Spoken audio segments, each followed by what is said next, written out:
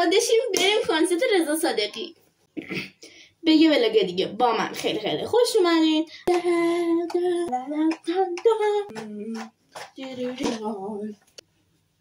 رضا صادقی توی 25 مرداد 1358 به دنیا آمده. اون در روستای کریان واقع در شهرستان مینا به استان هرمزگان به دنیا آمده. اون توی تاریخ 20 بهمن ماه با یه خانم ایرانی آلمانی ازدواج کرد و صاحب 2 بچه شد به نامای تیارا ویانا و یه بچه از پرورشگاه آورد. اون در بعضی از کاراش از کارهای مهدی اخوان سالم و سهراب سفری استفاده میکنه. واسه معروفیت رضا صادقی به خاطر آلبوم مشکی رنگ عشق از آلبوم مشکی رنگ عشق است که خیلی واسه معروفیتش شد و سبب این بود که چرا همیشه بیشتر اوقات تقریبا بیشتر از 8 ساله که رنگ مشکی به تنش هست. اون ابتدای کارشو با خوندن قرآن شروع کرده، از قرآن کمک گرفته با قرآن خوندن به اینجا رسیده.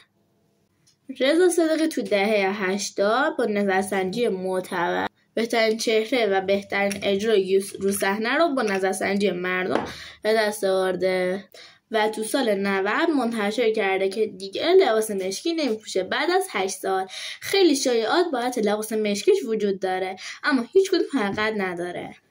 بیا بریم کنسرت. بودو